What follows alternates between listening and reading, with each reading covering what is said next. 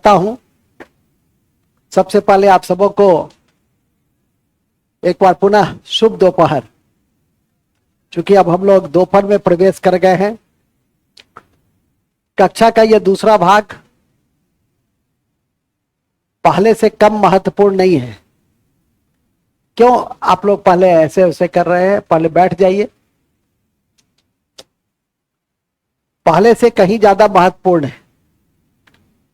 विज्ञान में कहता भी हूं कि फिजिक्स, केमिस्ट्री, बायोलॉजी, लेकिन परीक्षा की महत्ता के दृष्टि से बायोलॉजी, केमिस्ट्री और फिजिक्स है। बीपीएससी में परीक्षा देने जाइएगा तो, हालांकि बीपीएससी में तो अब फिक्स कर दिया है 10-10 क्वेश्चन। एसएससी वगैरह में तो बायोलॉजी की संख्या ज्यादा होती है। रेलवे की परीक्षा में जाइएगा तो फिजिक्स की संख्या कुछ ज्यादा होती है। तो हर जगह का अलग अलग महत्व होता है। लेकिन ऐसे भी तो हम तो पूरा चैप्टर ही पढ़ाते हैं, कोई वस्तुनिष्ठ तरीके से तो बताते नहीं है, पूरा चैप्टर ही। अभी भी आपने देखा होगा कि एवरीडे साइंस जो आपके जीवन में बगल से गुजर जाता है, उन्हीं सब बिंदुओं की मैं आपको जानकारी भी देता हूं और इसीलिए परीक्षा में प्रश्न पूछे भी जाते हैं। अभी तो हमने शुरू किया है, आज तो हमारी केमिस्ट्री की पहली दूसरी कक्षा है। फिर भी अप्लाइड साइंस जो आपके बगल से गुजरता है उस पर बूस्टर फैक्ट में, चूंकि उसमें बहुत ज्यादा कॉन्सेप्ट तो होता नहीं है। फुटबॉल में नाइट्रोजन गैस भरी होती है, उसमें क्या कॉन्सेप्ट है? गुब्बारे में हीलियम गैस भरा होता है, क्या कॉन्सेप्ट है? कॉन्सेप्ट यही है कि हीलियम अज्वलनशील है। सबसे हल्की गैस हाइड्रोजन भर सकते हैं, लेकिन हाइड्रोजन क्या है? ज्वलनशील है। वो तो पहले लाइन में ही लिख दिया गया कि चूंकि हाइड्रोजन ज्वलनशील है, इसीलिए हम उसको भविष्य के ईंधन के रूप में भी देख रहे हैं। फिलहाल हम लोग अभी वहां नहीं थे, हम लोग बायोलॉजी में थे। बायोलॉजी में मैंने आपको सबसे पहले यही बताया था कि बायोलॉजी क्या होता है। बायोलॉजी क्या होते हैं? अरे बैठो ना यार, क्यों हुलुक हुलुक मारता है? मिल जाएगा ना, तुम क्यों चिंता करते हो? ठीक है। बायोलॉजी में हमने सबसे पहले आपको बताया कि ये शब्द का क्या अर्थ होता है। हमने बताया बायो प्लस लोगस जीवन का अध्ययन है। जीवन के विशेषता बताया। विशेषता में locomotion, growth, respiration, excretion, digestion, सब। इसी कड़ी में एक बड़ा इंपॉर्टेंट शब्द था मेटाबॉलिज्म, उपापचय जिसको कहते हैं। उपचय प्लस अपचय। उपचय मतलब कंस्ट्रक्शन। भोजन करते हैं तो कंस्ट्रक्शन होता है, लेकिन श्वसन करते हैं तो डिस्ट्रक्शन होता है। ऊर्जा, अभी जो 5 मिनट का ब्रेक लिया वो डिस्ट्रक्शन है, ठीक है। लेकिन बीच में पीछे बैठा हुआ कोई बिस्किट खा रहा है तो क्या ऊर्जा ले रहा है। आप लोग को बताया भी थे एक दिन की रेस्पिरेशन में भी 2 भाग होते हैं। एक होता है इंस्पिरेशन, अभी कक्षा की शुरुआत नहीं किए हैं। एक होता है इंस्पिरेशन और एक होता है एक्सपीरेशन। तो इंस्पिरेशन में ऑक्सीजन कितना प्रतिशत, और इंस्पिरेशन में ऑक्सीजन हम लोग लेते कितना प्रतिशत? 21। छोड़ते कितना है? और एक्सपीरेशन जब छोड़ते हैं तो 17% छोड़ते हैं। बड़ा इंपॉर्टेंट है, कभी कभी परीक्षा में पूछ देता है, लेकिन आपके दिमाग में इस कदर हावी रहता है 21%, 78% नाइट्रोजन, कि उसी में आप कंफ्यूज कर जाते हैं। तो इसलिए ध्यान रखिएगा। तो श्वसन, उत्सर्जन, ये हमारा क्या अपचय है। लेकिन भोजन से हमें निर्माण होता है, शरीर का निर्माण होता है। इसी क्रम में आपने यह देखा कि बायोलॉजी को 2 भाग में बांटकर देख लीजिए। पहले जूलॉजी और बॉटनी। क्योंकि बेसिक है तो जानकारी चाहिए कि जूलॉजी के जनक कौन थे। तो जूलॉजी के जनक अरस्तु ही थे और बॉटनी के जनक थियोफ्रेस्टस। इसी कड़ी में मैंने इस बात की भी संज्ञान आपको दी कि जूलॉजी में जो मुख्य चैप्टर पढ़ने हैं वो कौन से पढ़ने हैं। सबसे पहला चैप्टर पढ़ना है, हालांकि जूलॉजी बॉटनी दोनों का ये पहला चैप्टर है, कोशिका, ठीक है कि नहीं, सेल। तो कोशिका पहले जानिए, कोशिका क्या होता है। कोशिका सबसे बड़ा, सबसे लंबा, सबसे छोटा, इस तरह से उन चीजों को आपने देखा। खोजा किसने, डेड सेल पे कौन खोजा, लिविंग सेल पे कौन खोजा, ये सब तथ्य है। डेड सेल पे खोजा रॉबर्ट हुक ने कॉर्क, और कॉर्क प्राप्त किससे होता है, ओक से, ये भी ध्यान रखेंगे। कल मैं बता रहा था किसी कक्षा में बीलो, और बीलो से, बीलो की लकड़ी से, हाँ जी वेरी गुड, बीलो की लकड़ी से क्रिकेट का बैट बनता है। किसका बैट बनता है, क्रिकेट का बैट बनता है। क्रिकेट का बैट आपका मेरठ में बनता है ज्यादा। अभी मेरठ से लखनऊ तक कल वंदे भारत 3 ट्रेन दी गई है, उसमें कल भी दी गई है, 102 ट्रेन हो गई है वंदे भारत। पहला वंदे भारत आपको 2019 में ही शुरू किया गया था। यह भी आपकी परीक्षा के दृष्टि से बड़ा महत्वपूर्ण है। कोई योजना यदि शुरू होती है वो आपकी परीक्षा के दृष्टि, ऐसे अभी 10 साल प्रधानमंत्री जनधन योजना की शुरू हुई है, जिसमें 50 करोड़ महिलाओं का खाता खोला गया। तो 50,000, विश्व का सबसे बड़ा वित्तीय समावेशन की योजना कौन है, प्रधानमंत्री जनधन योजना है। तो उसकी शुरुआत इसी 26 अगस्त 2014 को हुई थी, जब 15 अगस्त को बैंक के कई टॉप लेवल अधिकारी से मेरी जान पहचान है। स्वाभाविक है कि जिस जगह पे मैं हूं वहां पर जो भी मिलेंगे वो टॉप लेवल के लोग ही मिलेंगे। तो बातचीत की कड़ी में उन्होंने मुझे कहा भी कि सर जानते हैं कि हम लोग इस योजना को 1 सप्ताह में मूर्त रूप दिए थे, रात दिन एक करके। प्रधानमंत्री जी ने पहले बोल दिया और एक्शन बाद में हुआ। एक होता है ना कि कोई घोषणा तब होती है जब उस पर पहले काम हो चुका होता है, और तब घोषणा की जाती है। लेकिन प्रधानमंत्री जी ने पहले ही बोल दिया और हम तारीख की भी घोषणा कर दी गई। जो काम 3 महीने में करने चाहिए थे हम लोग को, उस काम को पूरे बैंक में 1 सप्ताह के अंदर किया गया। ठीक है कि नहीं। मैंने अपने वर्क प्रेशर के विषय में बता रहे थे कि किस प्रेशर में हम लोगों ने इस योजना को लागू किया था, क्योंकि हर जगह के मैकेनिज्म उस तरह से डेवलप नहीं थे। तो स्वाभाविक है कोई चीज आपको दिखने में बड़ी आसान लगती है, लेकिन उसके पीछे का जो पूरा तर्काधार होता है, पूरी चिंतन प्रक्रिया होती है, पूरा मीटिंग होती है, उस पर पूरा गहन मंथन होता है, और तब जाके हम उस किसी योजना को हम मूर्त रूप दे पाते हैं। अभी तो पूरे राज्य स्तर पे मैं उन्हीं चीजों को देख रहा हूँ, बहुत नजदीक से देख रहा हूँ, समझ रहा हूँ, एक्शन ले रहा हूँ, डिसीजन ले रहा हूँ। तो मुझे लगता है पहले जो चीजें विद्यार्थी जीवन में लगता था कि बहुत ऐसा ही है, लेकिन उसके पीछे की कितनी गहरी मंथन होती है उसको अब मैं सीधे तौर पे महसूस करता हूँ। मूल में आ जाइए। फिलहाल जैसा कि मैंने अभी आपको बताया, यह भी इंपॉर्टेंट है, बीलो से क्रिकेट का बैट बनता है, कॉर्क बनता है ओक से। कभी कभी इस तरह के भी तथ्य आपसे पूछा जाता है, जैसे किसी परीक्षा में पूछा गया कि जंगल की आग कौन सा पौधा को कहते हैं, पलास। किसको कहते हैं, पलास को। पीला रंग का होता है। तो जब पीला रंग का बहता है, हवा में जब बहता है, ऊपर से जब आप देखिएगा प्लेन से या 3rd फ्लोर से 4th फ्लोर से, तो आपको नजर आएगा कि जैसे पूरा जंगल में क्या लगा है, आग लग गई है। तो इस तरह के भी बहुत सामान्य तथ्य जो आपके अगल बगल से गुजर गया और आपने उस पर ध्यान नहीं दिया। हालांकि मैं बराबर कहता हूं एनसीईआरटी में यदि कोई चीज वर्णित है तो उसको घोट कर पी जाओ, ठीक है कि नहीं। और इसीलिए मैं पूरे विश्वास से कहता हूं कि जितना हम पढ़ा दिए जाओ ना यार, कंपीट करने से कोई नहीं रोकेगा यदि तुम्हारे वो बस में रहा, तो तुम्हारे कंट्रोल में रहा, ठीक है कि नहीं। 100% की गारंटी मैं कभी देता भी नहीं हुआ, बहुत संभव ही नहीं है, क्योंकि ज्ञान अनंत है, तथ्य अनंत है। लेकिन इतना जोर देते हैं कि कंपीट करने में यदि उतना कमांड करके रख लिया, थोड़ा सा परसेप्शनल डेवलपमेंट है, एप्लीकेशन कर दिए, तो कहीं कोई कठिनाई आ ही नहीं सकती है। सीधी सी बात है। अभी भी नीचे में मैं था, 2-3 लड़का लड़की ने अपना वो दिया कि सर मुझे बीपीएससी मेंस हुआ है और आगे की प्रक्रिया जो है इंटरव्यू है। उसमें मुझे खुशी है कि एक जया नाम की लड़की जो एक्साइज में भी ऑफिसर ग्रेड में 62 सीट में कम्पीट की थी, फिर कम्पीट की। अभी जस्ट हमारी बातचीत भी हुई है और परिचर्चा भी हुई है। तो जो कब, वही मैंने कहा भी आपसे कि जब एक लेवल बन जाता है ना, तो आप जितनी परीक्षा दीजिएगा वो सब परीक्षा आप पास कर जाएगा। आपका लेवल यदि ये है और ये लेवल कंपटीशन का है, तो आपको अपना लेवल क्या करना पड़ता है। और यदि यहाँ पे आ गया तो जितनी परीक्षा हिंदुस्तान का दीजिएगा उस ग्रेड का, उस लेवल का, सब अपने आप पास कर जाइएगा। कहीं कोई दिक्कत नहीं होगी, चाहे वो 50 सीट रहे कि 500 सीट रहे कि 5000 सीट रहे। जितना कम सीट रहेगा थोड़ा सा स्वाभाविक है कि उसमें कंपटीशन उतना टफ रहेगा, जितना ज्यादा सीट रहेगा उतना कंपटीशन थोड़ा सा आसान रहेगा कंपेरेटिवली। मूल में आइए, हमने बायोलॉजी की कड़ी में इस बात की जानकारी आपको दी, कोशिका के विषय में कल व्यापक तरीके से बताया। फिर मेरे द्वारा ये बताया गया कि कल जब आप आएंगे तो कोशिका की संरचना, उसके अंग पर हम आपका ध्यान आकृष्ट करेंगे। चूंकि पहली कक्षा है तो थोड़ा सा कोशिका के ऊपर आपको विचार करते रहना है। पूरे दिन आपने कोशिका के ऊपर थोड़ा विचार किया होगा। मैंने कहा भी कि कोशिका के समूह क्या कहलाते हैं? टिश्यू।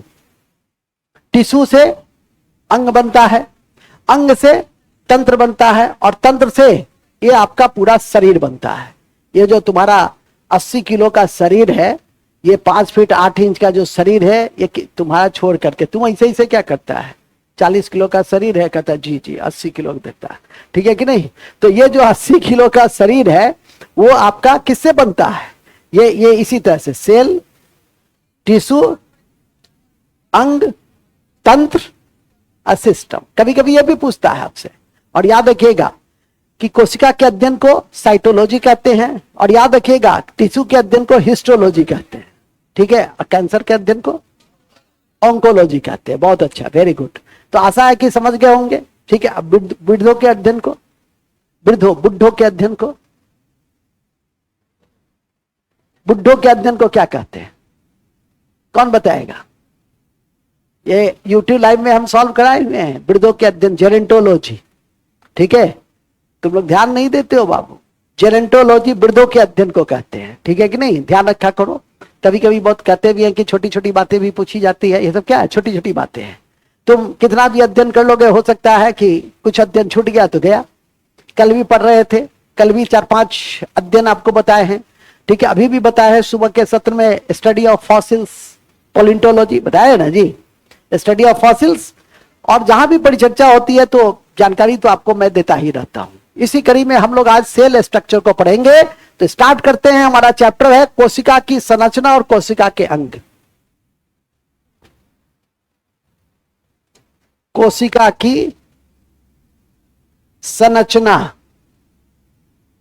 और अंग, और अंग। कोशिका की संरचना और कोशिका के अंग। सबसे पहले हम लोग आज इसी का अध्ययन करेंगे,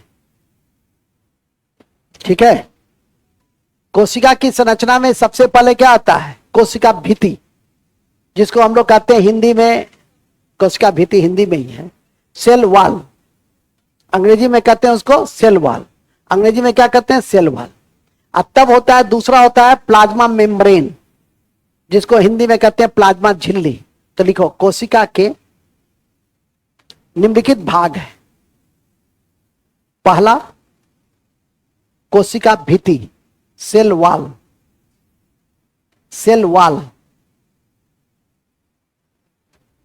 पहला है सेल वॉल, कोशिका भित्ति। हिंदी भी लिख देते हैं, अंग्रेजी भी लिख देता हूं, लेकिन फिलहाल एक भाषा में कंट्रोल रहना चाहिए। ऐसा नहीं कि दोनों के चक्कर में न भीति रहा न वाल रहा, होता है ना, ठीक है? चौबे गए दुब्बे बनने, अच्छब्बे बन के आ गए।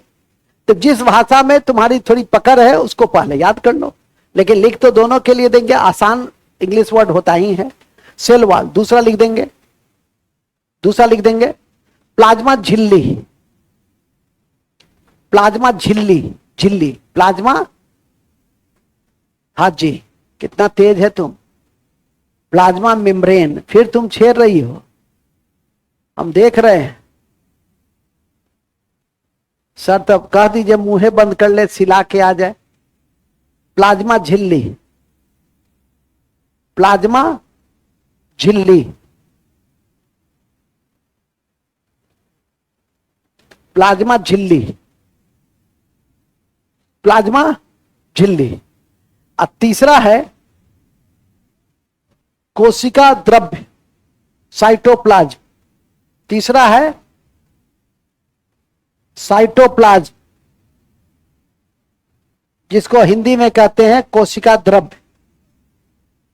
इसी कोशिका द्रव्य में रहता है कोशिका का अंग, mitochondria, lysosome, Golgi body, endoplasmic reticulum, सब इसी में रहता है कोशिका द्रव्य। और लिख देंगे साइटोप्लाज्म में इसी में रहता है कोशिका के अंग, कोशिका के अंग, कोशिका के अंग इसी में होते हैं। कोशिका के अंग किसमें होते हैं? इसी में होते हैं। ठीक है, चलिए अब आइए सेल वॉल। कौन सा वॉल? Cell wall. यदि आप एक पिक्चर बनाइए,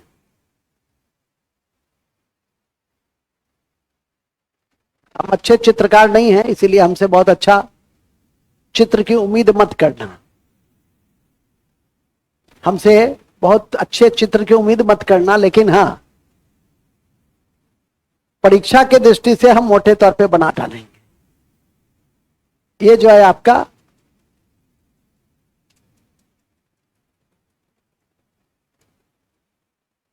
ये है वैक्यूल, ठीक है, ये है न्यूक्लियस,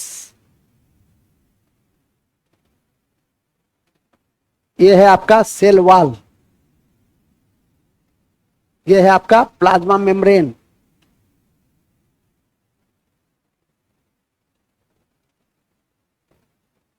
ठीक है, ये है आपका साइटोप्लाज्म। इसी साइटोप्लाज्म में विभिन्न विभिन्न संरचनाओं के अंग पाए जाते हैं, जिसको हम माइटोकॉन्ड्रिया, जिसको हम एंडोप्लाज्मिक रेटिकुलम, जिसको हम गोल्जी बॉडी, ठीक है, लाइसोसोम इत्यादि के रूप में हम लोग जानते हैं।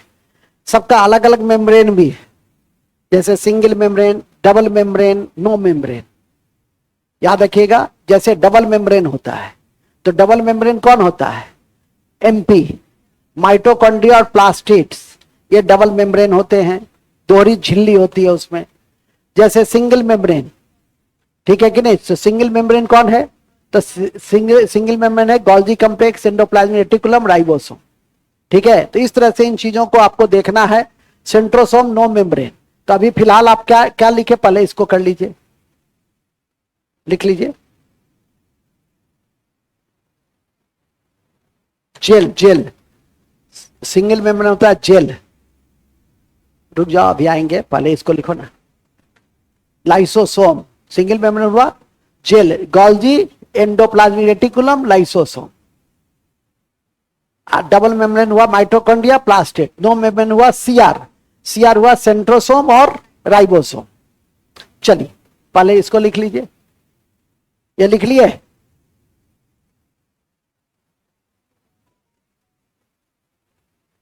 इससे कुछ हद तक स्थिति स्पष्ट हो रही होगी, ठीक है। चलिए, यह है आपका प्लांट सेल। ये कौन सा सेल है? ये प्लांट सेल है। लेकिन जैसे ही हम एनिमल सेल की बात करेंगे तो इसमें एक मेम्ब्रेन हट जाएगा, जो सेल वाला है वो अपने आप क्या हो जाएगा? ये हुआ प्लांट सेल। ये क्या है? ये प्लांट सेल है। किताब में देखोगे तो ये तो बहुत सादगी प्रधान है,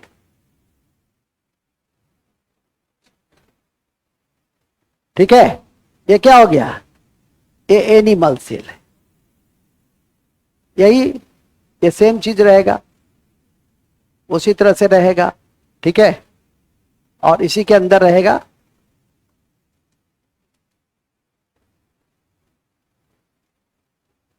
ये एनिमल सेल है। तो एनिमल सेल में और प्लांट सेल में क्या डिफरेंसेज है?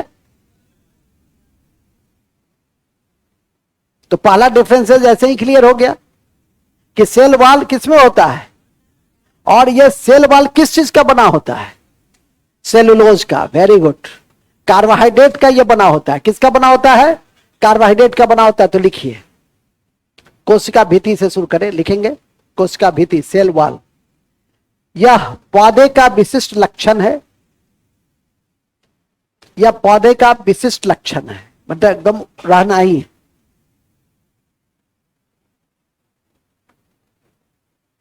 जो पौधे को या पौधे की कोशिका को,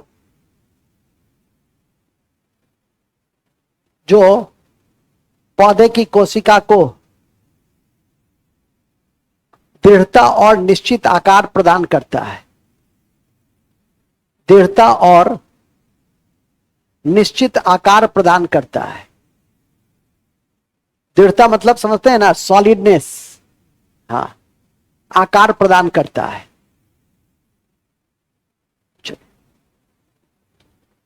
अब लिखो, ये तो हुआ स्टार्ट। अब लिखिए, सब अति महत्वपूर्ण है कि सामान्य पौधे में, अति महत्वपूर्ण है कि सामान्य पौधे में, सामान्य पौधे में, सामान्य पौधे में, सामान्य पौधे में सेल वॉल सेलुलोज का बना होता है, सेलुलोज की बनी होती है।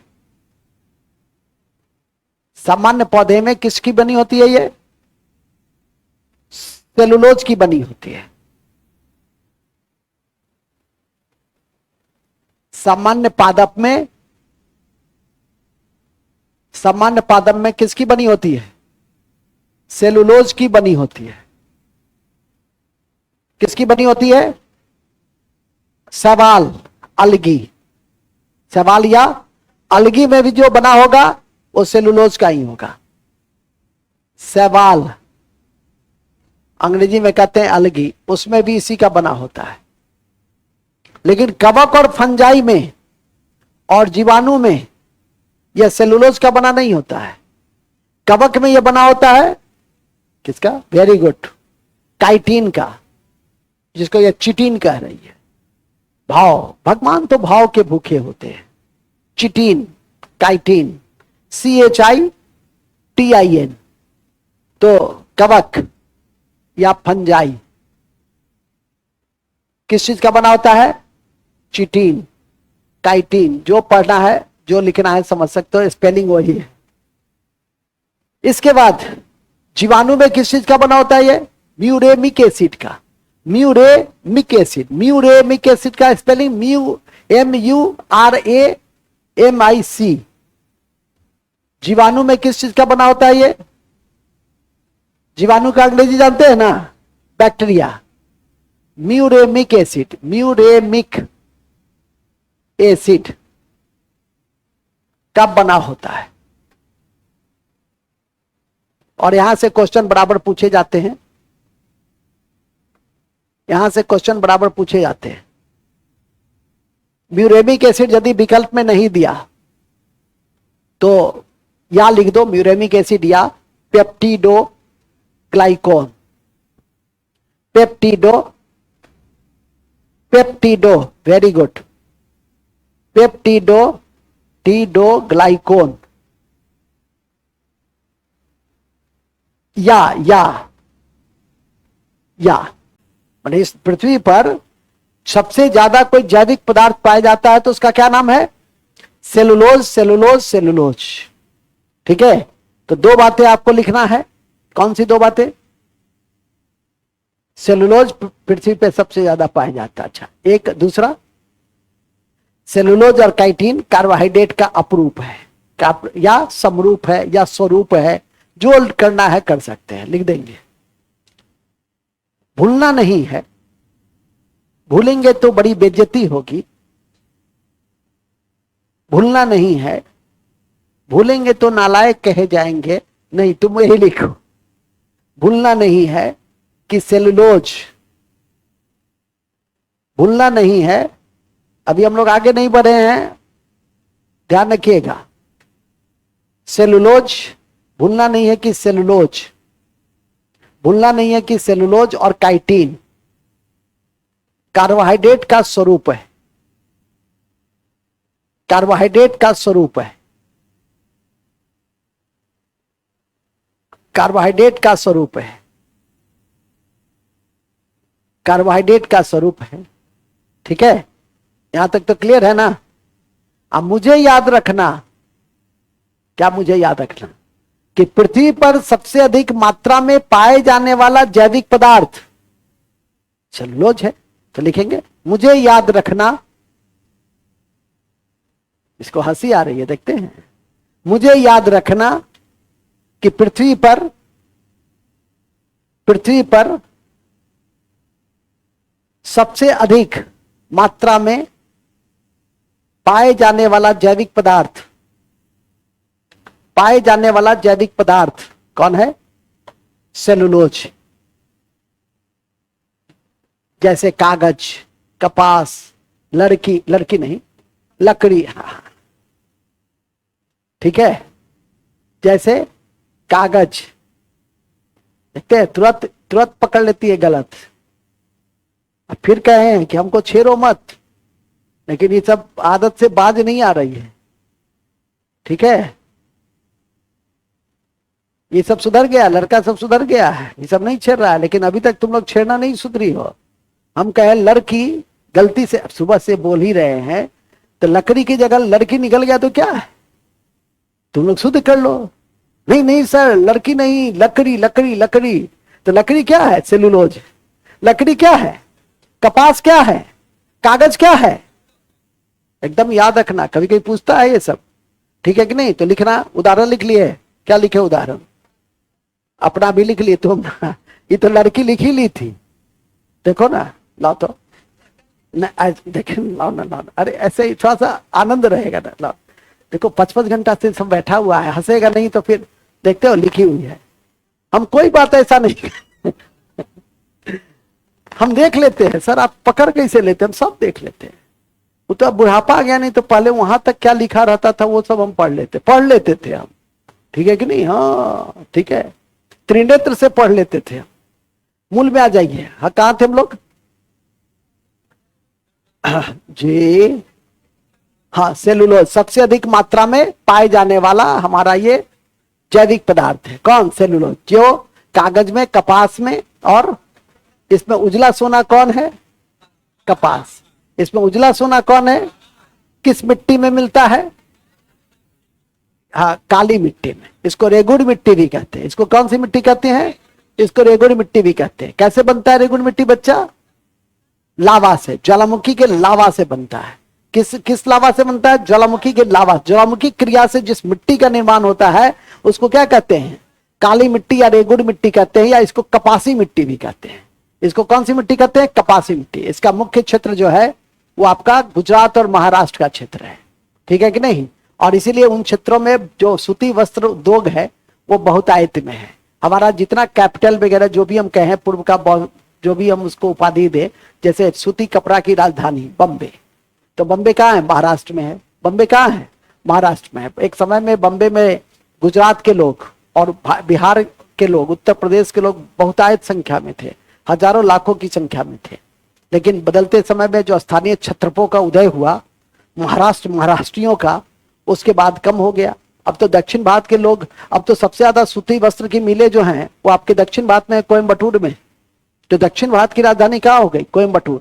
आगे पढ़िएगा, ज्योग्राफी वगैरह में जो पढ़े हैं वो तो याद होगा ही, नहीं तो जाकर याद करें, सब कॉपी में लिखा हुआ है। क्या जी लिखा हुआ है ना विवेक बाबू? हाँ, नहीं लिखा हुआ पूछ लिए हैं तो ध्यान रखिए। फिलहाल तो अभी हम लोग पढ़ रहे हैं सेल वॉल। हम लोग क्या पढ़ रहे हैं? Cell wall. सेल वॉल के साथ हिंदी में क्या पढ़ रहे हैं? कोशिका भित्ति। और मैंने बताया कि कोशिका भित्ति में प्लांट का कोशिका भित्ति किस चीज का बना होता है? सेलुलोज। अभी काइटिन भूल जाओगे, कोई फर्क हम पे नहीं पड़ेगा, ठीक है कि नहीं? म्यूरेमिक एसिड भूल जाओगे, कोई फर्क नहीं पड़ेगा, कल फर्क पड़ेगा। आज कम से कम तुम लोग जरूर याद करके रख लो कि प्लांट का सेल वॉल सेलुलोज का बना होता है, जो कार्बोहाइड्रेट का स्वरूप है। इतना तो कम से कम याद रहना ही चाहिए। कक्षा करके जाओ और 10 बार मेरी बात सुनते हैं और फिर भी आप उसको याद नहीं कीजिए तो बड़ा ये कष्टकारी है। आगे लिखिएगा। दूसरा पॉइंट है, लिख देंगे, दूसरा पॉइंट है पॉइंट नंबर 2। पॉइंट नंबर 2 क्या था? प्लाज्मा झिल्ली न था? हाँ, लिखेंगे प्लाज्मा झिल्ली। प्लाज्मा झिल्ली, प्लाज्मा झिल्ली, प्लाज्मा झिल्ली, ठीक है।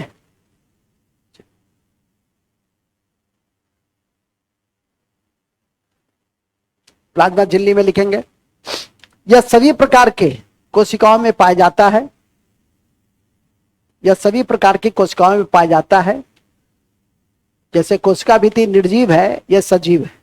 यह सजीव संरचना है, यह सजीव संरचना है। कैसी संरचना है? यह सजीव संरचना है, यह सजीव संरचना है। कौन? यह सजीव संरचना है एवं इसकी प्रकृति, एवं इसकी प्रकृति, एवं इसकी प्रकृति अर्ध पारगम्य, सेमी परमिएबल है। इसकी प्रकृति सेमी परमिएबल है, जबकि सेल वॉल की प्रकृति परमिएबल थी, पारगम्य थी। इसकी प्रकृति सेमी परमिएबल, बताते हैं क्या होता है। सेमी परमिएबल, सेमी परमिएबल थी, जबकि सेल वॉल की प्रकृति, जबकि सेल वॉल की प्रकृति क्या थी? परमिएबल थी, परमिएबल थी, सेमी परमिएबल और परमिएबल माने आइए आ जाइए। ये जो है ये क्या हुआ? परमिएबल। वो गेट क्या हुआ? परमिएबल। और सेमी क्या हो जाता? हाफ। यदि यही एक्टिविटी हाफ हो जाए तो क्या हो जाएगा? ठीक है, जैसे अभी तुम कक्षा में बैठे हो तो क्या है? सेमी परमिएबल है। और कक्षा से हम चले जाएं तो क्या हो जाता है? जिसको मन है आ रहा है, जिसको मन है जा रहा है, नहीं हुले रे हुले रे हुले रे हुले रे कर रहा है, ठीक है कि नहीं? तो क्या हो जाता है? लेकिन जैसे ही हम आ गए तो क्या परमिएबल किसमें कर गया? सेमी में। हाँ मिलेगा, जाने की अनुमति मिलेगी, लेकिन किसी विशिष्ट स्थिति में। जैसे तुम्हारा माथा दर्द उखड़ गया, हालांकि माथा कहीं से भी नहीं है, नहीं है, नहीं होगा, कुछ ना कुछ ऐसे नहीं करूं तो मैं कहता हूं ना, ठीक है कि नहीं? 10% माथा का ही यूज करता है, बड़ा से बड़ा साइंटिस्ट भी, ठीक है कि नहीं? 90% तो अनयूज रह जाता है। ये और बात है कि तुम लोग का अभी तक 100% अनयूज्ड है, ठीक है? तुम्हारा 1% यूज हो रहा है, और कुछ तुम लोग का इसका पॉइंट में होगा। सबका अलग अलग है, मूल में आ जाइए। अब आइए, प्लाज्मा झिल्ली कैसा है? प्लाज्मा झिल्ली सजीव संरचना है। प्लाज्मा झिल्ली कैसी संरचना है? सजीव है, ठीक है कि नहीं? प्लाज्मा झिल्ली कैसी संरचना है? सजीव है। आपका सेल वॉल कैसी संरचना है? निर्जीव है। यह भी याद रखेंगे। दूसरा, वो आपका परमिएबल है, ये सेमी परमिएबल है। ये कैसा है? सेमी परमिएबल है। वो बना हुआ है सेलुलोज का है। कौन? Cell wall. ये बना हुआ, ये एनिमल सेल में होता है। ये किस चीज का बना हुआ है? हाँ बोलो बोलो। देखो, इसका रासायनिक संगठन phospholipid, phospholipid, phospholipid plasma membrane का, प्लाज्मा मेम्ब्रेन का, ये प्लाज्मा मेम्ब्रेन है पीएम। ये किसका किसका बना हुआ है? Phospholipid, phospholipid plus protein plus carbohydrate. हाँ वही हुआ, कार्बोहाइड्रेट, कार्बोहाइड्रेट का बना हुआ है, कार्बोहाइड्रेट का बना हुआ है। कोई बात नहीं, अभी किसी परीक्षा में पूछा भी है, ठीक है? यही प्लाज्मा मेम्ब्रेन किस चीज का बना हुआ? उसके विकल्प में ये नहीं दिया था, उसके विकल्प में दिया था लिपिड प्लस प्रोटीन। हो जाएगा, आंसर यही होगा बराबर। देखो अभी तक पूछता था सेल वॉल, लेकिन अब छोटे स्तर की, अभी जितनी परीक्षा हो रही है सब छोटे स्तर की परीक्षा है। हालांकि कोई परीक्षा छोटी और कोई परीक्षा बड़ी नहीं होती है, सब अपने अपने साइज के अनुसार ही है। आप चूंकि ग्रेड 3 की तैयारी करते हैं तो ग्रेड 3 में वो परीक्षा सबसे नीचे की परीक्षा है, और ग्रेड 3 की सबसे ऊंचे की परीक्षा इंस्पेक्टर लेवल की परीक्षा होती है। ऑफिसर ग्रेड में पीसीएस गस्टेड ऑफिसर से शुरू होता है। सारी बात फर्स्ट डे हम पढ़ाते हैं कि गस्टेड ऑफिसर क्या होता है। क्लास 1 ऑफिसर यूपीएससी के द्वारा जो जाएंगे वो क्लास 1 ऑफिसर से, क्लास 1 से उनका शुरू ही होगा। आईएएस जिसको कहते हैं, आईपीएस जिसको कहते हैं, आईएफएस जिसको कहते हैं, या सेंट्रल सर्विसेज जिसको कहते हैं, आईआरएस वगैरह। आप यदि बीपीएससी और उससे जुड़े हुए कमीशन कॉन्स्टिट्यूशनल बॉडी से जाइएगा तो वो आपका गस्टेड ऑफिसर होता है। 4800 के ग्रेड पे स्केल 9 से शुरू होता है। लेकिन आपकी जो चयन होगी वो 2-3 पे स्केल 4 से शुरू होगी, और फिर 2-3-4 से होते हुए और तब आप वहां तक पहुंचते हैं। बुढ़ापा में कभी पहुंचिएगा 8-9 पर। इसलिए जब मौका मिला है तो 2-4 साल पढ़ करके सबसे बेस्ट लेवल पे हम पहुंचे। स्टार्टिंग कम से कम 9-11 से होनी चाहिए, तभी आप 16-17 पे जाकर के आप पहुंच सकते हैं, मूल बिंदु पे आ जाएंगे। ठीक है कि नहीं। चीफ सेक्रेटरी का जो वेतनमान होता है, अभी चीफ सेक्रेटरी हमारे यहाँ अमृतलाल मीणा बने हैं, और अमृतलाल मीणा पहले कोयला सचिव थे। ऐसे बिहार में विभिन्न पदों पे काम कर चुके हैं। बताया भी आपको गया था कि राज्य का सबसे बड़ा आईएएस का शीर्ष पद होता है मुख्य सचिव का, और केंद्र में सबसे बड़ा पद होता है स्वामीनाथन। क्या हुआ जी? पढ़ते पढ़ते थक गए, कोई बात नहीं है। तो स्वामीनाथन कैबिनेट सेक्रेटरी बने हैं। तो कैबिनेट सचिव कौन बने हैं? नहीं देखा है, लड़की को नहीं देखा है जी। गजब है। किसी को टोक दो, किसको टोके, किसको टोके। गजब। पढ़ाई पे ध्यान नहीं है, स्वामीनाथन बता रहे हो तो ध्यान है नहीं। ठीक है, तो ध्यान है शोभा होतकर पर। वो भी डीजीपी बनने वाली थी, नहीं बनी, आलोक राज बने। ठीक है कि नहीं। डीजीपी कौन बने? पुलिस सेवा का सबसे बड़ा पद होता है राज्य में डीजीपी का पद। खैर चलिए, वो सब तो चलता रहता है। हम लोग जिस बिंदु को देख रहे थे, बड़े अच्छे जगह पे थे, हम लोग देख रहे थे प्लाज्मा मेम्ब्रेन को। तो प्लाज्मा मेम्ब्रेन कैसी संरचना होती है? सजीव। प्लाज्मा मेम्ब्रेन कैसा होता है? Semi permeable. प्लाज्मा मेम्ब्रेन किसका बना होता है? तो फॉस्फोलिपिड का बना, लिपिड लिपोप्रोटीन का बना होता है। इसको मोजाइक मॉडल कहते हैं। लिखेंगे इसे फ्लूइड मोजाइक मॉडल के रूप में भी जाना जाता है। Fluid fluid fluid FLUID fluid विकास फ्लूइड मोजाइक मॉडल के रूप में भी जाना जाता है। फ्लूइड मोजाइक मॉडल के रूप में भी जाना जाता है। इसका मुख्य काम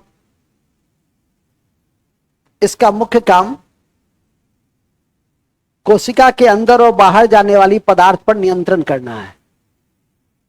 इसका मुख्य काम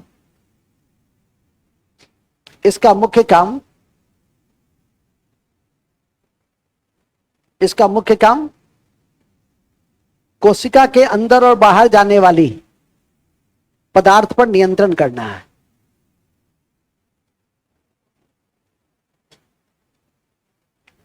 नियंत्रण करना है।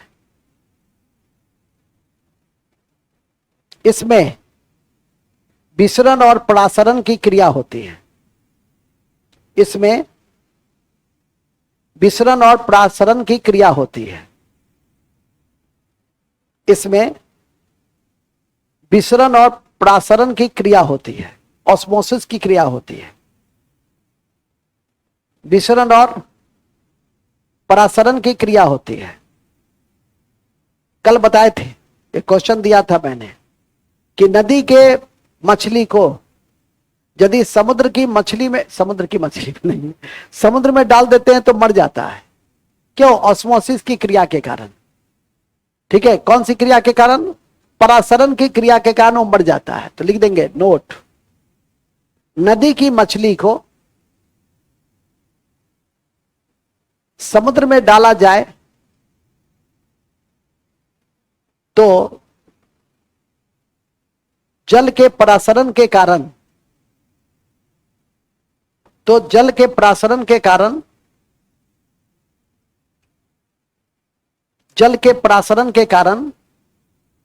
निर्जलीकरण होगा। निर्जलीकरण मतलब पानी निकल जाएगा। निर्जलीकरण होगा और मछली मर जाएगी।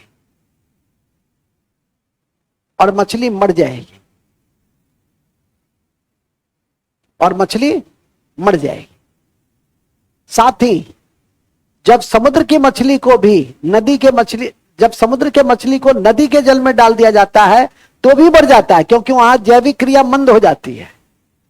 क्योंकि वहां उसकी जैविक क्रिया क्या हो जाती है? मंद हो जाती है। और जैविक क्रिया जब मंद हो जाएगी तो ऊर्जा ह्रास ज्यादा होगा, और जब ऊर्जा ह्रास ज्यादा होगा तो भी मछली क्या होगी?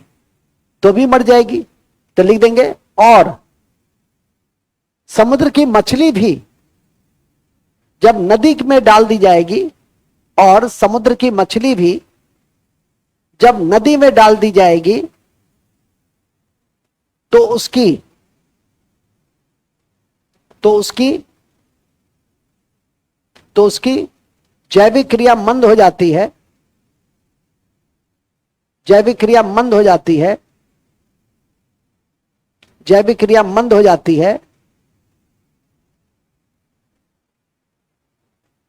ऊर्जा का ह्रास होता है, ऊर्जा का ह्रास होता है और उसकी मृत्यु हो जाती है। माने दोनों परिस्थिति में क्या होता है? मृत्यु होना। दोनों परिस्थिति में क्या होगा? मृत्यु होगी। इसमें एक वर्ड्स और भी चर्चित है जिसका नाम है प्लाज्मोलाइसिस। कौन पढ़े हैं, कभी बचपन में पढ़े हैं? प्लाज्मोलाइसिस बचपन में पढ़े हैं? सर हम लोग तो अब 55 के हो रहे हैं सर।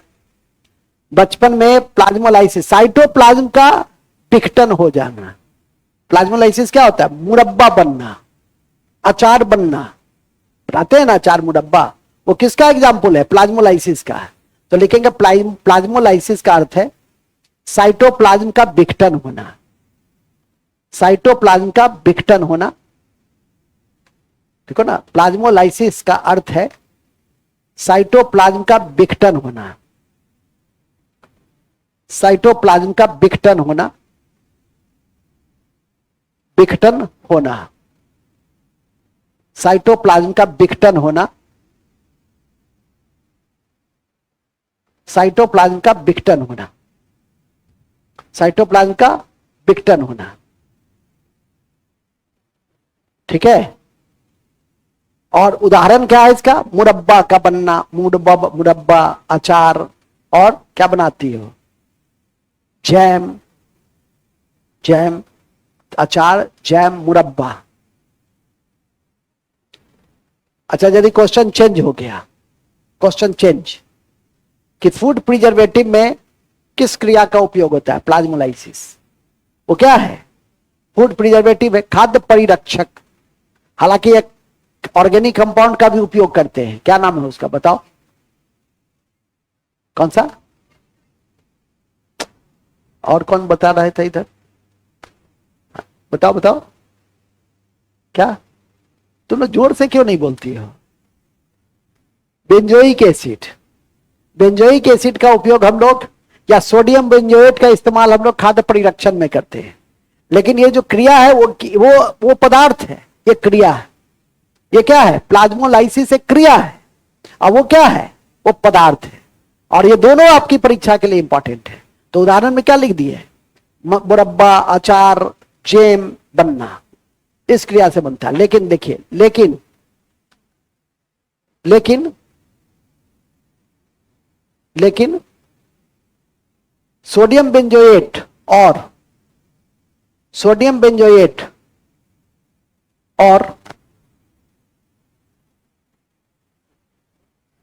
बेंजोइक एसिड या प्लाज्मोलाइसिस के द्वारा भी, या प्लाज्मोलाइसिस के द्वारा भी, या प्लाज्मोलाइसिस के द्वारा भी, प्लाज्मोलाइसिस के द्वारा भी, प्लाज्मोलाइसिस के द्वारा भी, प्लाज्मोलाइसिस के द्वारा भी क्या? भी खाद्य का परिरक्षण किया जाता है। खाद्य का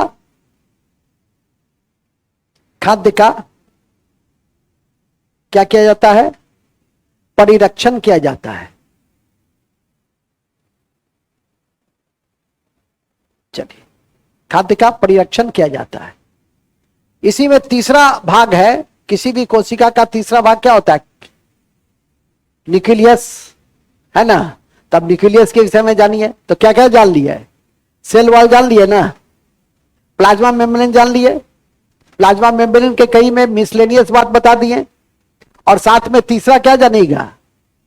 तब ये जो है साइटोप्लाज्म, इसके अंदर जितने भी कोशिका के अंग हैं उन सबको हम लोग जानने का प्रयास करेंगे। ठीक है कि नहीं? तो ध्यान रखिए। तो लिखेंगे, सबसे पहले लिखिए केंद्रक। हालांकि यह सबसे बड़ा कोशिका का अंग है। केंद्रक जो है ये क्या है, ये सबसे बड़ा कोशिका का अंग है, तो कोशिकांग है ये, तो लिख देंगे केंद्रक। केंद्रक यह सबसे बड़ा कोशिका के अंग है जिसकी खोज रॉबर्ट ब्राउन ने ऑर्किड के प्लांट पर किया था। इसकी खोज रॉबर्ट ब्राउन ने ऑर्किड के प्लांट पे किया था। ऑर्किड के प्लांट, ऑर्किड, ऑर्किड नहीं सुने हैं, ऑर्किड के प्लांट पर किया था। आप लोग का जो बाथरूम का जो क्या है वो, अरे उसका क्या नाम है, ओडोनिल, ओडोनिल वो किसका बना होता है, ऑर्किड का ही बना होता है। ठीक है, ऑर्किड इसलिए कहते हैं, तुम लोग लगता है कभी कभी जंगल से आया है, सर जंगल से आए रहते तो ऑर्किड नहीं जानते। अच्छा ऑर्चिड चलेगा। ऑर्चिड के प्लांट पर क्या देखा, इसको देखा। ठीक है, किसने देखा, रॉबर्ट ब्राउन ने देखा। फिर लिखिए इसे कोशिका का दूत, कोशिका का दूत भी कहा जाता है। कोशिका का दूत भी कहा जाता है। और इसके अध्ययन को बताओ, कौन बताएगा, इसके कोशिका के अध्ययन को क्या कहते, न्यूक्लियस के अध्ययन को क्या कहते हैं, बताओ कौन।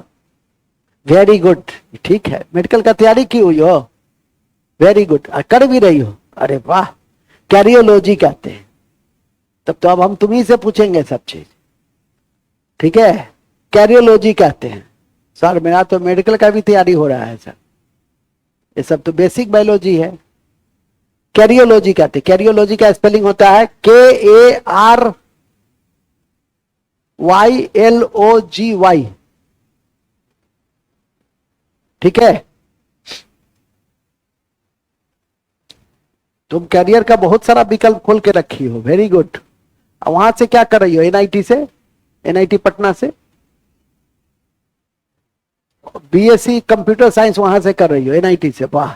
अब मेडिकल का तैयारी कर रही हो, इधर एसएससी रेलवे का भी कर रही हो, वाह। बीपीएससी यूपीएससी का फाउंडेशन भी हो रहा, वाह। एक साथ इसने कई द्वार को खोल के रखे। देखो एक तो वो है, एक तो तुम है। ठीक है, ठीक है, अच्छा है। कहां पे थे हम लोग, बड़े अच्छे जगह पे थे, कैरियोलॉजी। तो न्यूक्लियस के अध्ययन को क्या कहते हैं, न्यूक्लियस के अध्ययन को क्या कहते हैं, कैरियोलॉजी। कैरियोलॉजी कैरियोलॉजी कैरियोलॉजी क्या होता है, असाइटोलॉजी, ऑन्कोलॉजी, पोलिंटोलॉजी, हाँ, फॉसिल्स के अध्ययन को, स्टडी ऑफ फॉसिल्स। ठीक है, आगे बढ़े, फिर लिखिए, भूलेंगे नहीं। अच्छा, कौन बताएगा इतने में से कि शरीर का एकमात्र कोशिका कौन सा है जिसमें केंद्रक नहीं पाया जाता है। रुको, पहले उसी से हमको पूछने दो, नहीं तो इसको चुम रुको, अभी इन लोग को बताने दो। तुम लोग पहले बता लो, तब उससे पूछेंगे। अब तो वो पकड़ी गई, अब तो उसको हर कक्षा में पूछेंगे हम। क्या, हाँ, वेरी गुड, तुम भी मेडिकल का तैयारी की हुई हो क्या, यस सर। आरबीसी में, आरबीसी में रेड ब्लड कॉर्पस्क्यूल्स, या जिसको हम लोग इर्थोसाइट कहते हैं, उसमें केंद्रक नहीं पाया जाता है। ठीक है कि नहीं, तो ये भी लिख देना नोट। शरीर की एकमात्र कोशिका आरबीसी में, आरबीसी में, आरबीसी में, आरबीसी में केंद्रक नहीं पाया जाता है, केंद्रक नहीं पाया जाता है। आरबीसी में केंद्रक नहीं पाया जाता है, केंद्रक नहीं पाया जाता है। क्या नहीं पाया जाता है, केंद्रक नहीं पाया जाता है। अच्छा, पौधे में कौन सा सेल है जिसमें केंद्रक नहीं पाया जाता है, तू बताओ। अब तुम्हारे स्तर को देखकर हमको अपना स्तर क्या करना होगा, तो बढ़ा दिए ना। तुम लोग टेंशन मत लो, ये सब इतना टेंशन में आओगे बेहोश हो जाओगे। अब जिसको हमको टेंशन देना था टेंशन दे दिया। उस सेल का नाम है शिव सेल, SEIVE, ठीक है। तो लिख देंगे पादप, पादप माने पौधा की एकमात्र कोशिका शिव सेल, SEIVE।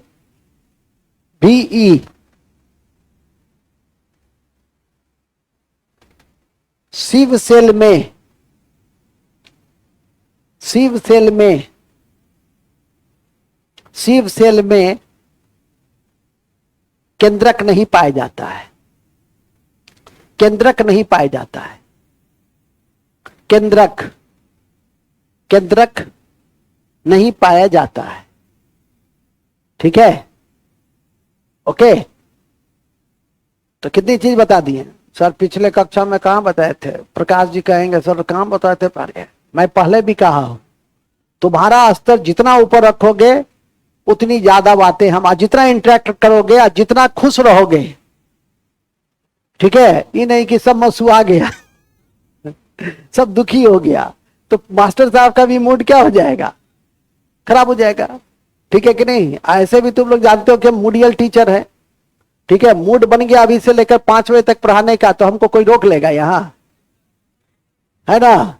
और हमको सुबह में 2 विद्यार्थी मिल गया है कि कहा है कि सर जब तक आप पढ़ाइएगा, जब तक तुम्हारी पायल छमकेगी तब तक इसकी सांसें चलती रहेगी। एक तो सिनेमा में डायलॉग सुना था ना, कौन गप्पा, मैं उस सिनेमा का नाम भुला गया था, लेकिन इसने याद करके रखा। शोले फिल्म में सर ये डायलॉग था कि जब तक तुम्हारी, हाँ हाँ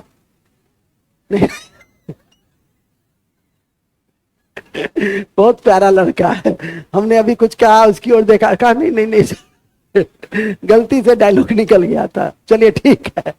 तो ध्यान रखना है, बहुत अच्छी बात है। शिव सेल, पादप में एक ही एकमात्र कोशिका है जिसमें केंद्रक नहीं पाया जाता। अब केंद्रक का क्या काम है, नामी एक केंद्रक न्यूक्लियस सेंट्रल पॉइंट में है, तो सारे अनुवांशिक पदार्थों का, एक मिनट लिख देंगे, केंद्रक सभी कोशिका के सभी कार्यों को, कोशिका के, या ऐसे लिख दो, केंद्रक कोशिका का नियंत्रण कक्ष है, एक ही लाइन में खत्म। कोशिका का नियंत्रण कक्ष है, कोशिका का नियंत्रण कक्ष है जो आनुवांशिक पदार्थों के द्वारा, जो आनुवांशिक पदार्थों के द्वारा, आनुवांशिक पदार्थ क्या हुआ, डीएनए आरएनए, आरएनए डीएनए, ये आनुवांशिक पदार्थ है, अपने आनुवांशिक पदार्थ के द्वारा सभी कार्यों को नियंत्रित करता है, नियंत्रित करता है, नियंत्रित करता है। क्या करता है, नियंत्रित करता है। कौन नियंत्रित करता है, कौन नियंत्रित करता है, फिर लिखेंगे, भूलेंगे नहीं कि न्यूक्लियस में, भूलेंगे नहीं कि न्यूक्लियस में, न्यूक्लियस में धागे के समान एक संरचना पाई जाती है, धागे के समान एक संरचना पाई जाती है, धागे के समान एक संरचना पाई जाती है, जिसे, जिसे धागे के समान एक संरचना पाई जाती है जिसे क्रोमेटिन कहा जाता है, जिसे क्रोमेटिन कहा जाता है। क्रोमेटिन, जिसे क्या कहते हैं, क्रोमेटिन किस चीज का बना होता है,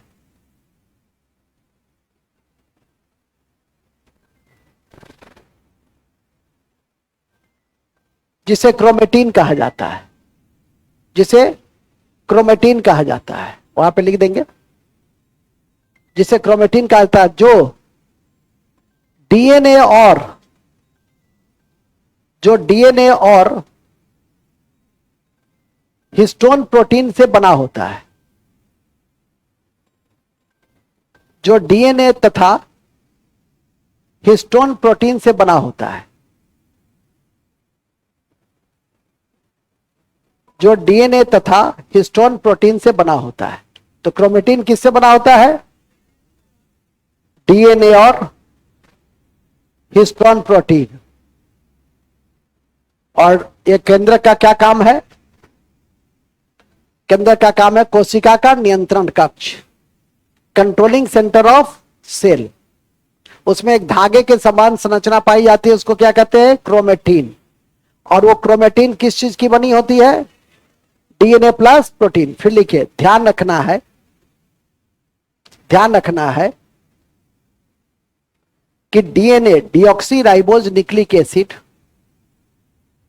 DNA deoxy ribose nucleic acid, deoxy ribose nucleic acid है,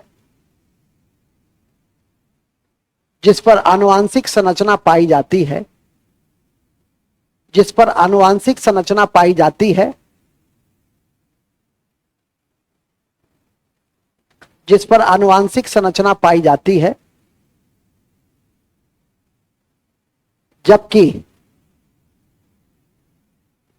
जबकि हिस्टोन प्रोटीन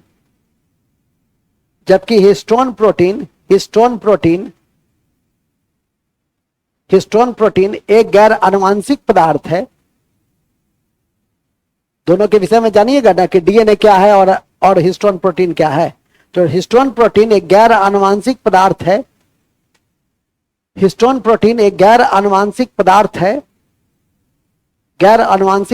है जो डीएनए को सुरक्षा देता है, जो डीएनए को सुरक्षा देता है। ठीक है।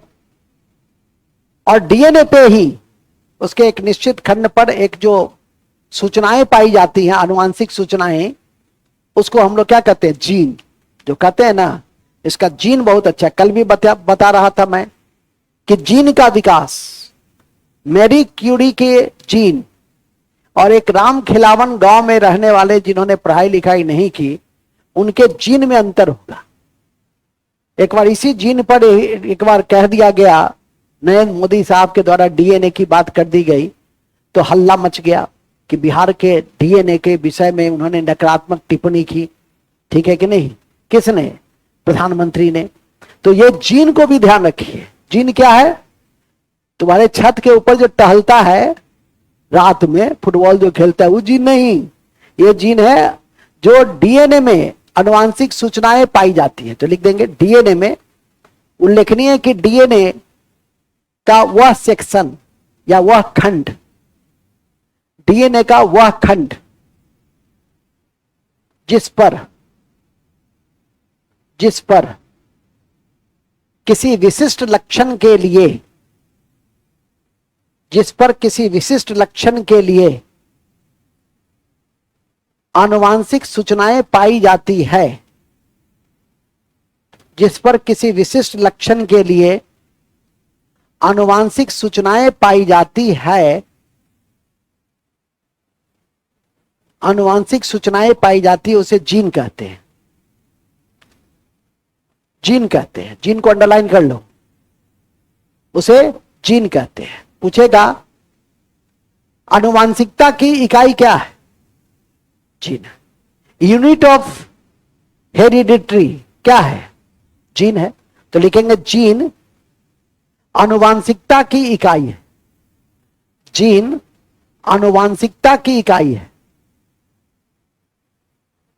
और मानव कोशिका में कितने जीन पाए जाते हैं? कौन बताएगा? ये बताएगी, मेडिकल का तैयारी करती है।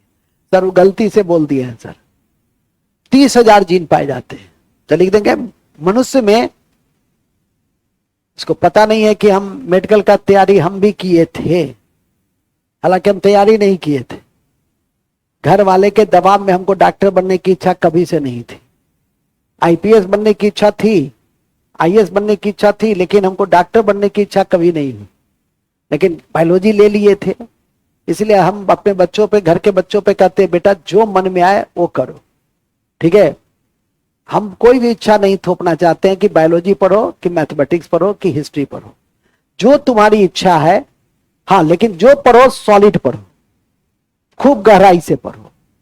कोई भी सब्जेक्ट आप यदि गहराई से पढ़िएगा, हमारे मित्र एक सतीश जी हैं, अभी जॉइंट डायरेक्टर हैं, और वो उन्हीं के दोस्त हैं आलोक राज, एमएससी जियोलॉजी हैं पटना साइंस कॉलेज से ही, ये जो आलोक राज है, लेकिन जियोलॉजी ही पढ़े हैं, भूगर्भ शास्त्र जिसको कहते हैं, जियोलॉजी ही पढ़े तो जम के पढ़े, आईपीएस हो गए।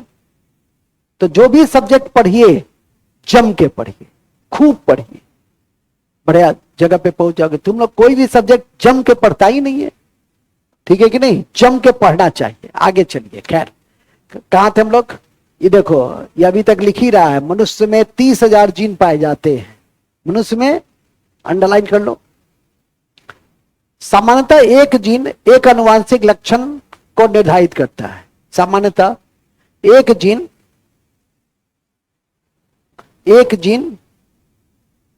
एक आनुवांशिक लक्षण को निर्धारित करता है,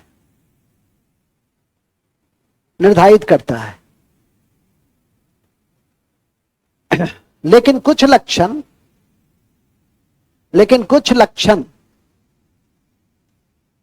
एक से अधिक जीन के द्वारा निर्धारित होते हैं, लेकिन कुछ लक्षण एक से अधिक जीन के द्वारा निर्धारित होते हैं।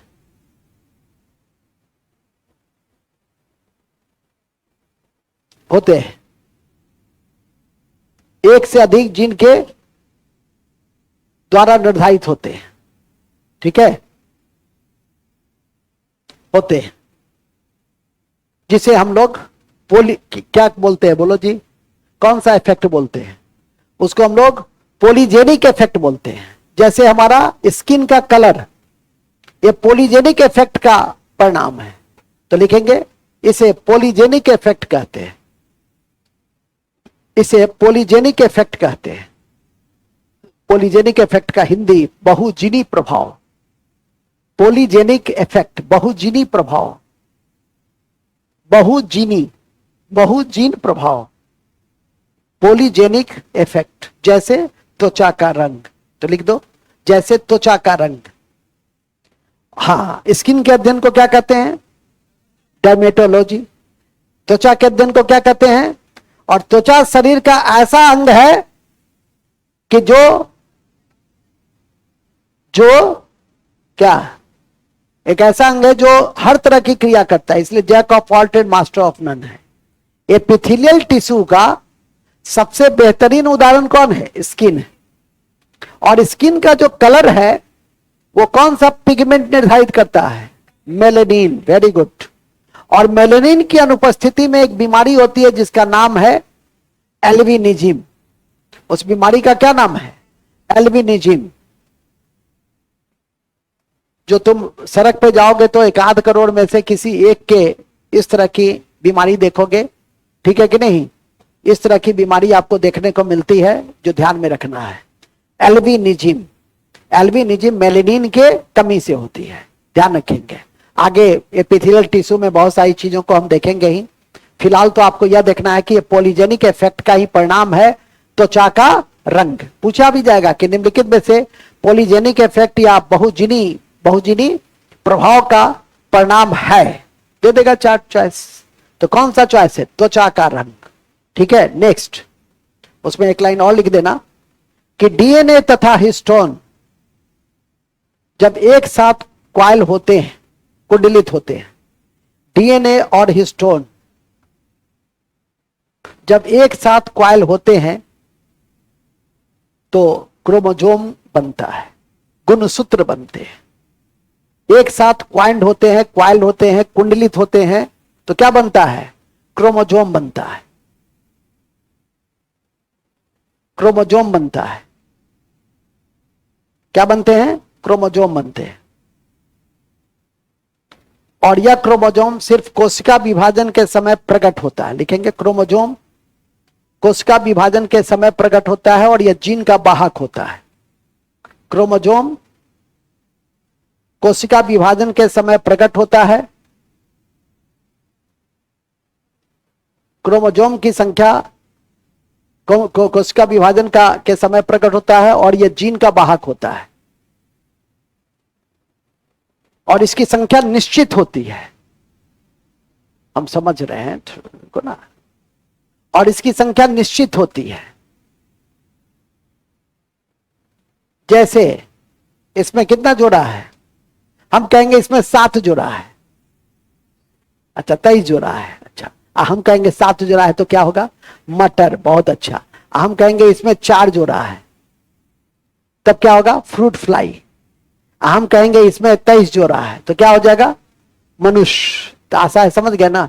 तो लिखो जैसे मनुष्य में 23 जोड़ा, तुम अपना भी लिख लो, मटर में 7 जोड़ा और फ्रूट फ्लाई में 4 जोड़ा।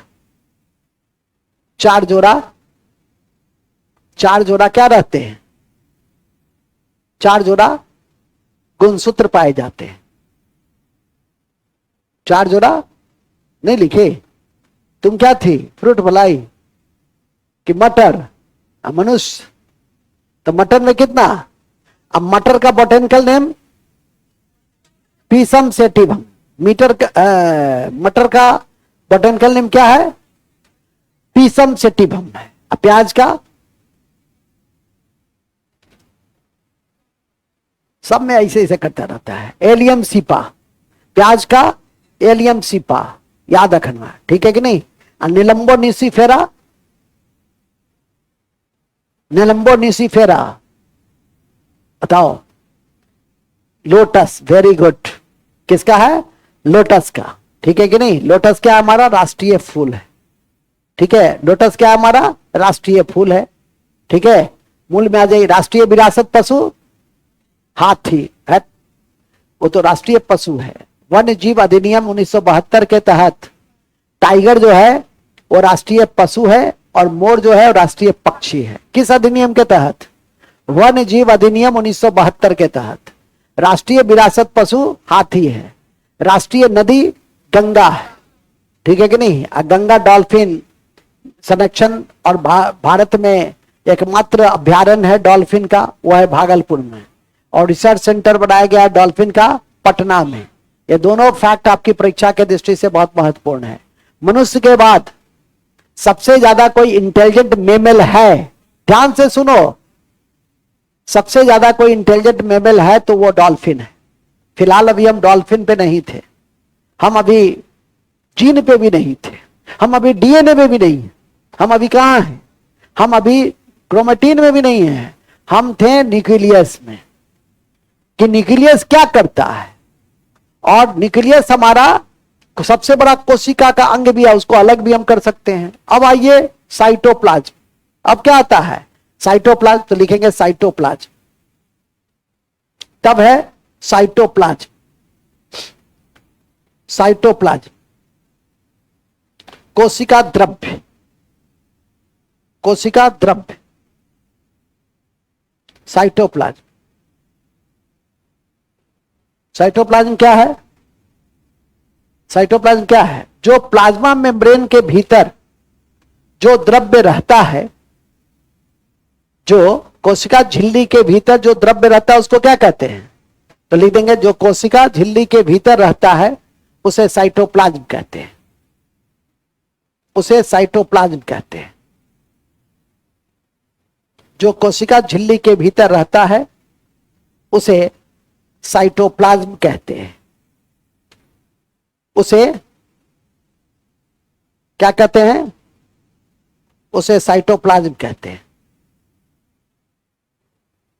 उसे क्या कहते हैं? उसे साइटोप्लाज्म कह के नाम से हम लोग जानते हैं, ठीक है? Okay, next. इस साइटोप्लाज्म के भीतर, इस साइटोप्लाज्म के भीतर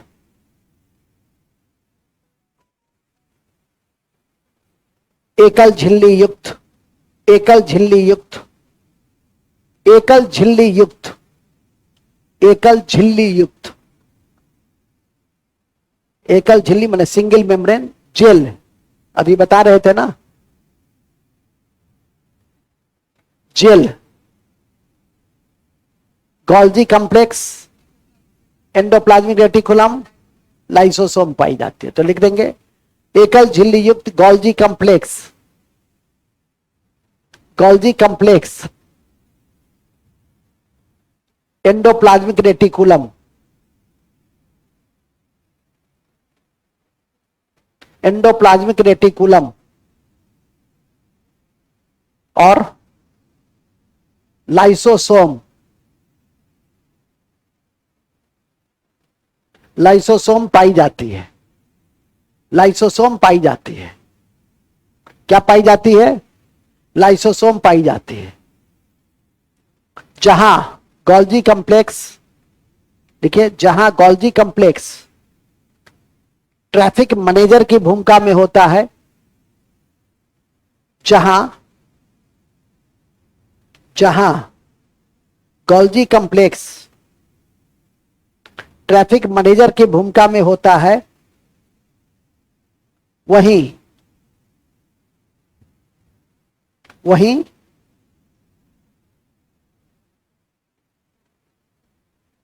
वहीं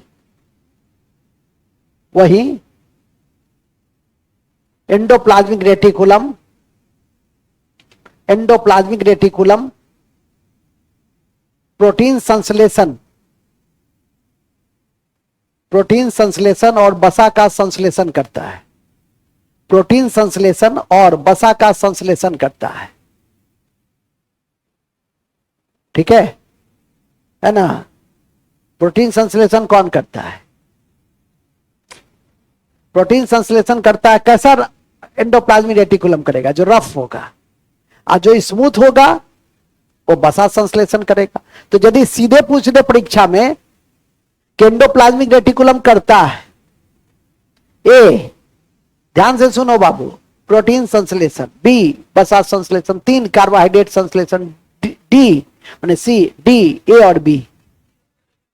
आज यदि पूछेगा रफ एंडोप्लाज्मिक रेटिकुलम करता है तो प्रोटीन संश्लेषण, और स्मूथ वसा। ठीक है कि नहीं? अभी हम पढ़ा तो नहीं रहे हैं ना, हम तो अभी सामान्य परिचय दे रहे हैं। हम अभी क्या दे रहे हैं? पहचान बता रहे हैं कि एंडोप्लाज्मिक रेटिकुलम करता क्या है। तो एंडोप्लाज्मिक रेटिकुलम करता है प्रोटीन संश्लेषण और उसके भी 2 टाइप है, तब तो वो अभी डिस्क्राइब करेंगे ना। अभी तो हम सीधे आउटलाइन तैयार कर दे रहे हैं। और लाइसोसोम, फिर लिखेंगे लाइसोसोम, लाइसोसोम, लाइसोसोम आत्महत्या की थैली को कहते हैं, और इसका मुख्य काम प्रतिरक्षा प्रणाली में है। लाइसोसोम को आत्महत्या की थैली कहते हैं, लाइसोसोम को आत्महत्या की थैली कहते हैं, और इसका मुख्य काम प्रतिरक्षा प्रणाली के विकास में, इम्यून सिस्टम के विकास में। इससे पूछते हैं कौन से ब्लड कॉर्पस्क्यूल्स में लाइसोसोम सबसे अधिक होता है? सर आप तो मेडिकल वाला क्लास से भी ज्यादा पढ़ा रहे हैं बायोलॉजी, WBC में। ठीक है कि नहीं? अब ऐसा नहीं जा आपके बाद में कह देना अरे मेडिकल का बायोलॉजी कहां पढ़ोगी, यही पढ़ लेना है। इसका बायोलॉजी थोड़ा सा अलग टाइप का है। इसका बायोलॉजी थोड़ा सा, इसमें कॉन्शसनेस, मतलब हर चीज को जानो समझो, और इसीलिए इन सब बातों की जानकारी को मैं आपसे शेयर कर रहा हूं। अभी नहीं लिखना है कि सबसे ज्यादा लाइसोसोम WBC में होता है। अभी तुमको यह लिखना है, वो तो लिखाएंगे ना, अभी तुमको यह लिखना है कि लाइसोसोम क्या है? आत्महत्या की थैली है। लाइसोसोम क्या है? तो लाइसोसोम क्या काम करता है? लाइसोसोम काम करता है इम्यून सिस्टम, प्रतिरक्षा प्रणाली को मजबूत करता है। ठीक है? तो यह हो गया, सिंगल मेम्ब्रेन खत्म हो गया ना। तो सिंगल मेम्ब्रेन क्या है? एकल झिल्ली क्या है? Single membrane.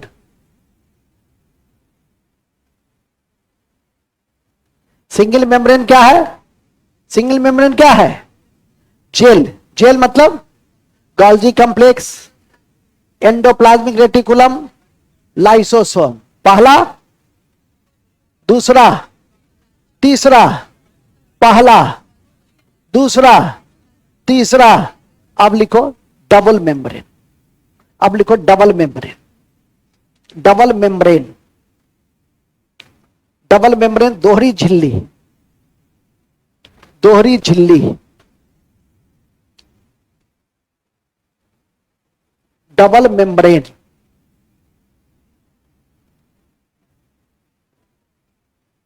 Double membrane. तो डबल मेम्ब्रेन क्या होगा? दोहरी झिल्ली। माइटोकॉन्ड्रिया और प्लास्टिड्स, वेरी गुड। और ये प्लास्टिड्स जो है वो सिर्फ कहां पाया जाता है? प्लांट सेल में। प्लास्टिड्स किस में पाया जाता है? प्लांट सेल में। तो लिख देंगे डबल झिल्ली का उदाहरण है माइटोकॉन्ड्रिया और प्लास्टिड्स। जहां जहां mitochondria power house of the cell के रूप में जाना जाता है, जहां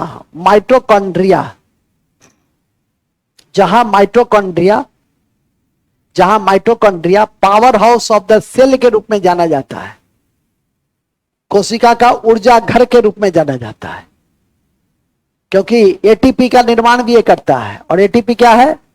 एडिनोसिन ट्राइफॉस्फेट। और ऊर्जा, हाँ, एनर्जी करेंसी है। एटीपी क्या है? एनर्जी करेंसी है। तो अभी वो सब बाद में, अभी तुम इतना लिख लो कि माइटोकॉन्ड्रिया क्या है? Power house of the cell है, power house of the cell है। वहीं प्लास्टिड्स का मुख्य काम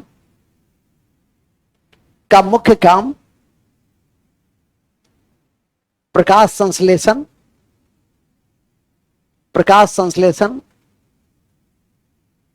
फल फूल को रंग देना, जैसे क्रोमोप्लास्ट होता है, उसका एक टाइप हो क्रोमोप्लास्ट है, जो फल फूल को क्या देता है? रंग देता है। एवं भोजन संग्राहक के रूप में काम करता है, एवं भोजन संग्राहक के रूप में काम करता है, एवं भोजन संग्राहक के रूप में काम करता है। कौन? प्लास्टिड्स। ठीक है कि नहीं? तो ये हो गया आपका, क्या हो गया? डबल मेम्ब्रेन में क्या उदाहरण कौन से हैं? माइटोकॉन्ड्रिया और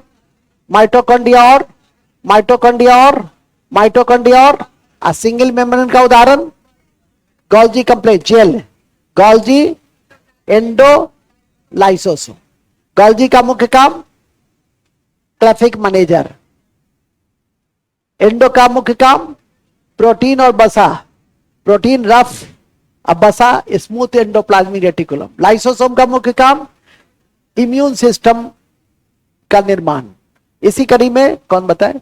डबल मेम्ब्रेन में माइटोकॉन्ड्रिया क्या काम करता है?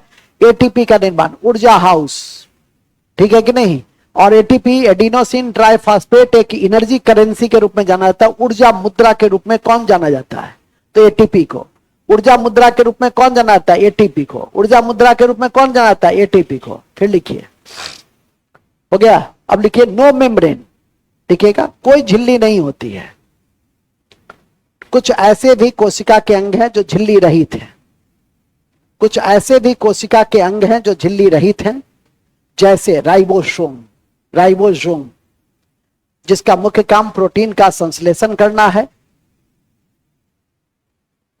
जिसका मुख्य काम प्रोटीन का संश्लेषण करना है, प्रोटीन का संश्लेषण करना है,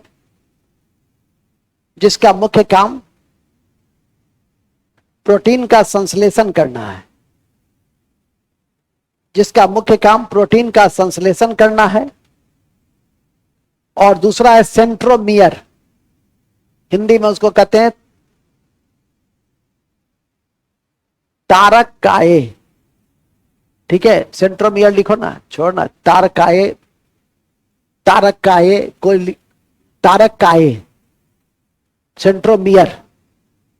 सेंट्रोमियर या तारक काये, हिंदी में उसको कहते हैं तारक काये। उसका मुख्य काम कोशिका का विभाजन के समय गुणसूत्र का बंटवारा करना है, कोशिका के विभाजन के समय क्रोमोसोम का बंटवारा करना,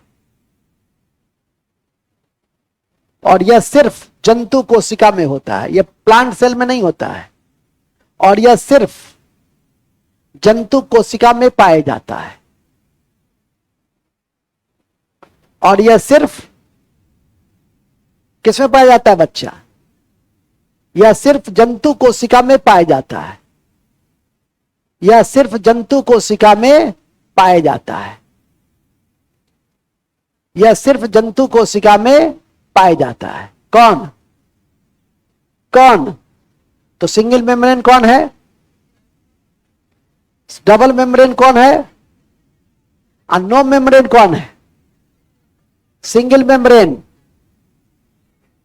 जेल, डबल मेम्ब्रेन माइटोकॉन्ड्रिया और प्लास्टिड्स, नो मेम्ब्रेन राइबोसोम का मुख्य काम क्या है? Protein synthesis. सेंट्रोमियर का मुख्य काम क्या है? कोशिका के विभाजन के समय गुणसूत्र का, क्रोमोसोम का बंटवारा करना। ओके, तो हम लोग आज यहीं तक रहना चाहेंगे क्योंकि 2 बज चुके हैं। और बूस्टर फैक्ट, उसके बिना तो हम जाते नहीं हैं। बूस्टर फैक्ट लिख लो। अरे पढ़ोगी तो पढ़िएगा आप लोग, कमाइएगा तो हम ही को ना दीजिएगा, ठीक है कि नहीं? नो सर, कौन कहा नो सर? तो हम तुम्हारे लिए हम बैठे हुए हैं जी, बुड़बक कहीं का। हाँ, उसके बाद ना अभी पुल्हा रहे हैं, रुको ना यार तुम, ठीक है? नेक्स्ट, कहां थे हम लोग? Booster fact. सबसे पहला बूस्टर फैक्ट लिखिए। सबसे पहला बूस्टर फैक्ट लिखेंगे, अति महत्वपूर्ण है कि, अति महत्वपूर्ण है कि डीएनए में, नहीं तो डीएनए में, अच्छा पहले वही लिख दो। डीएनए में 4 प्रकार के क्षार पाए जाते हैं। डीएनए में 4 प्रकार के क्षार पाए जाते हैं।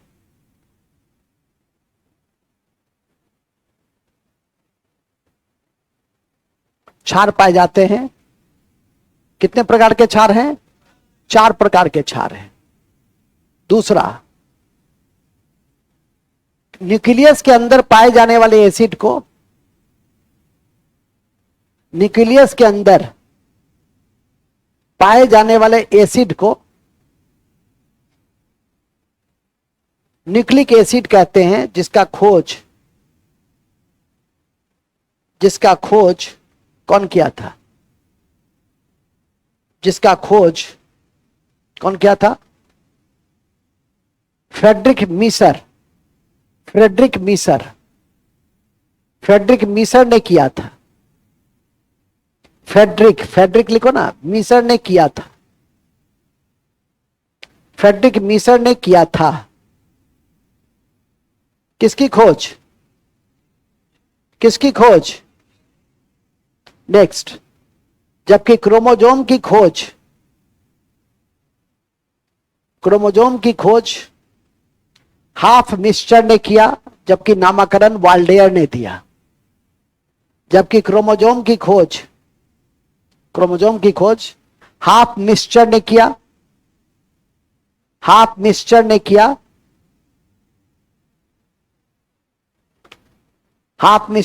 जबकि इसका नामकरण किसने किया? वाल्डेयर ने किया। वाल्डेयर में किया, ठीक है?